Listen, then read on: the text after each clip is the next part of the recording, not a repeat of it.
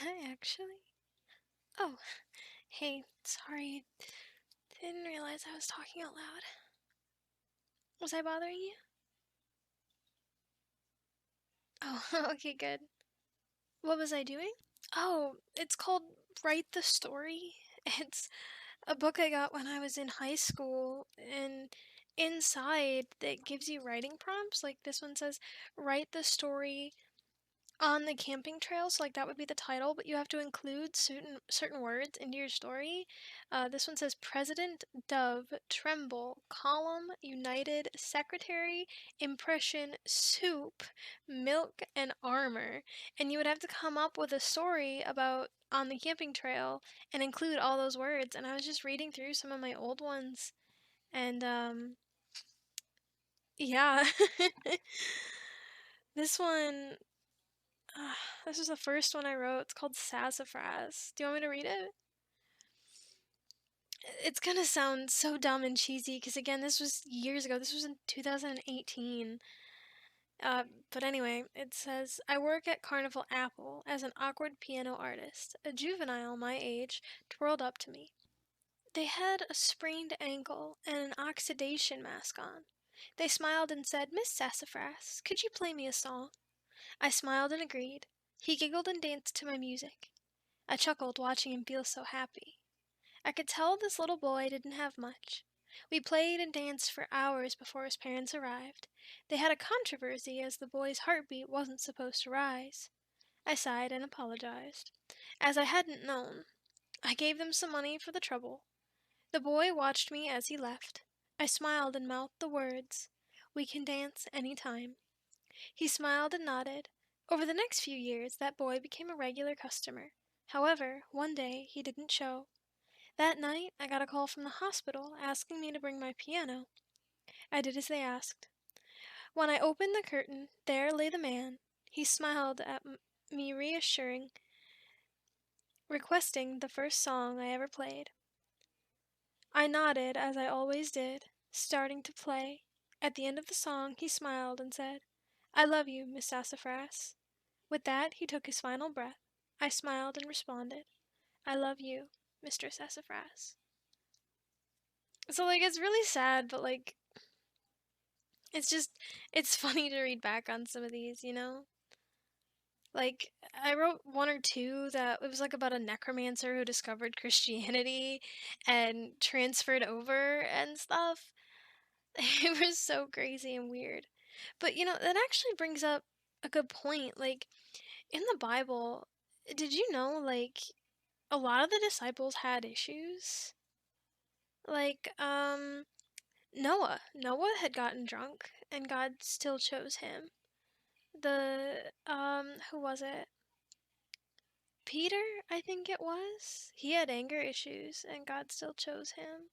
Like, God didn't go after the super saved people. He didn't pick the saints. He picked regular, everyday people who had issues and had different things that they struggled with. Um, one of them, I forget who, was terribly shy. And I believe they had a speech impediment. They stuttered a lot. And God still picked him. And in that story it was supposed to talk about, the necromancer was someone you would have never guessed. You wouldn't have thought that a necromancer could or would want to become that. A Christian and believe in God and find God. So I think oftentimes we're way too hard on ourselves. The devil is too hard on us. And he tells us that we're no good and that we're not worthy of God. But if that were the case, I don't think God would even worry about us. And he does. He cries out to us and he calls to us. He wants us, the broken, the bruised, scarred. So it was just kind of cool reading that story again and looking at it and being like, wow, younger me understood so much at such a young age. And it's crazy how I see how that shaped me into the person that I am today. I wouldn't be me if it weren't for him.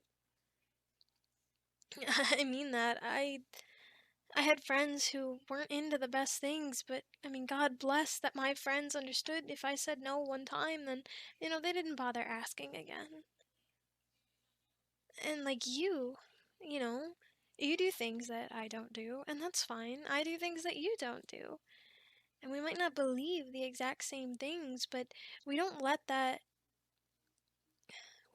divide us. And I think that's real love.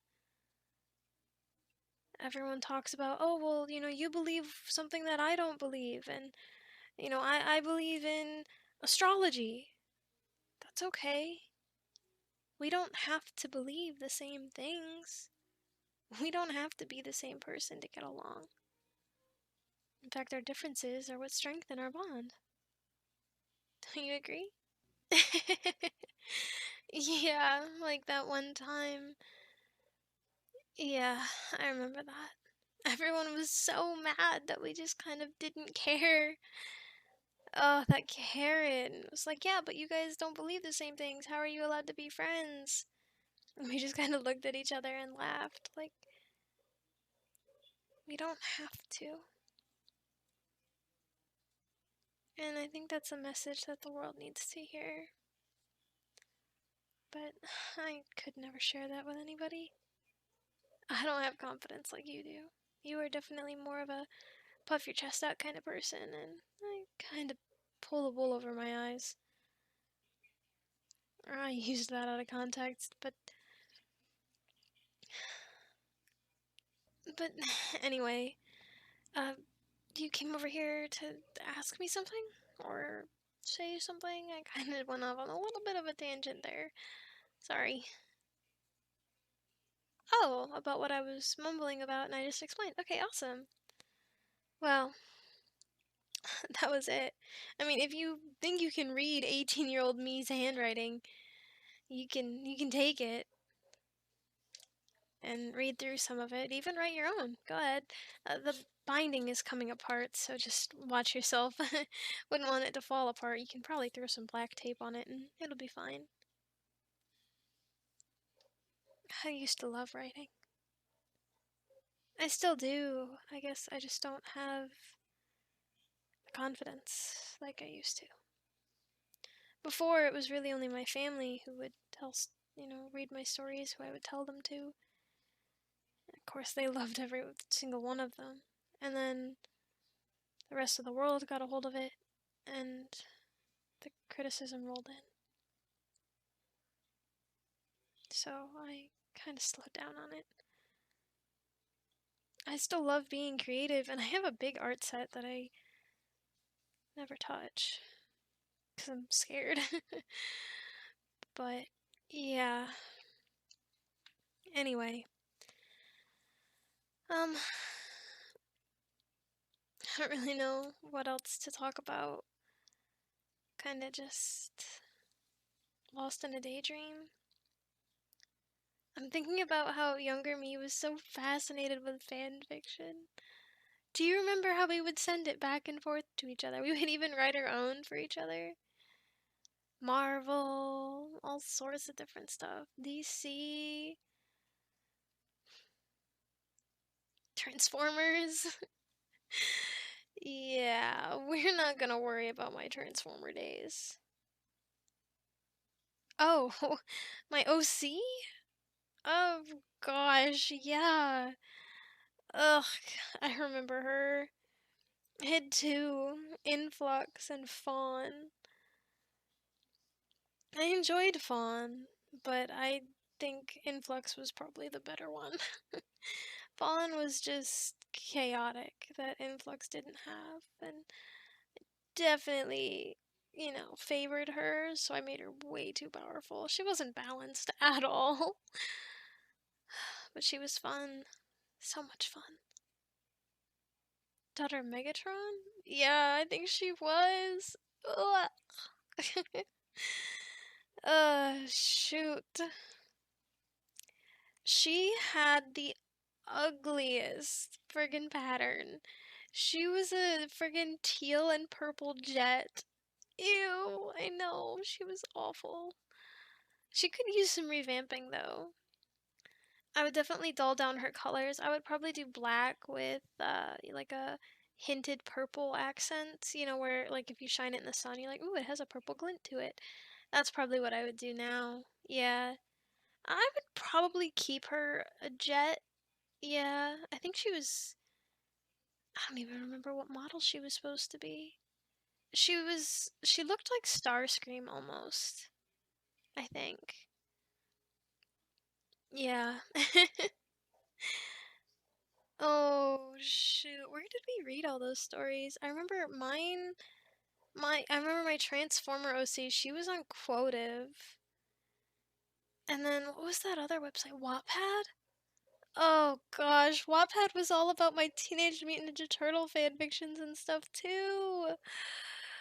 Oh baby me, what was wrong with you? It's kind of crazy how much we've grown though, isn't it? Like, I mean, look at you. You look almost like a completely different person. And that's not a bad thing. You look, you've always looked really good.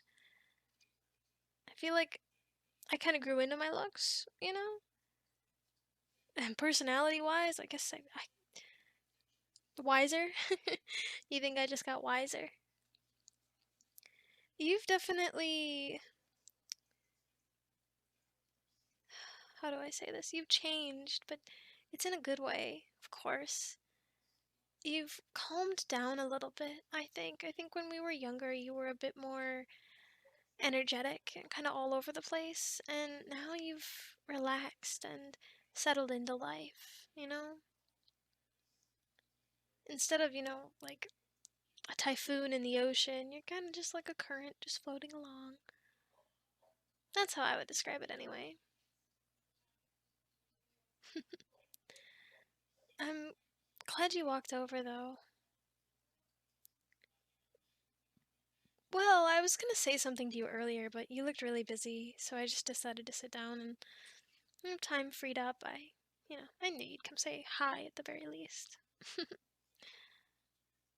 We should actually hang out again really soon. What days do you have off? Okay, are you free any of those days? Friday. Okay.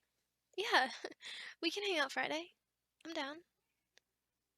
Do you know what time or do you want to just text me?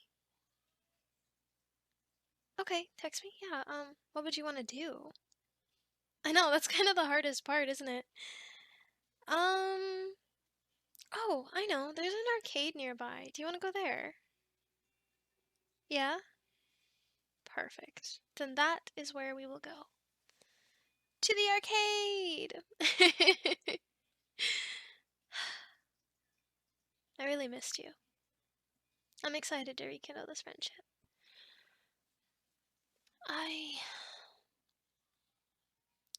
I'm sorry, by the way, for life getting in the way of anything and everything we planned. I hope we can, feel close like we used to. Not that I feel far away from you, or like, it wasn't like we had any beef and just ended on a disagreement. Life just, it got in the way. And obviously it's understandable, but I miss you. And I have for a while. And I'm sorry I haven't reached out sooner. I really should have.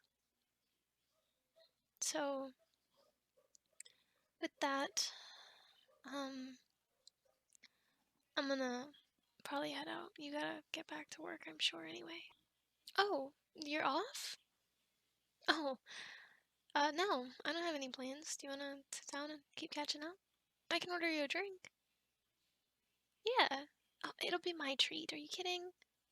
You just got off work. You shouldn't have to do anything besides relax and enjoy yourself. Unless, do you have a special someone to go home to? No? Oh. Well, Last I heard, you were with someone. So what happened there? I need all the tea, hun. Spill it all. I am here for it. And then I'll share mine. I missed you.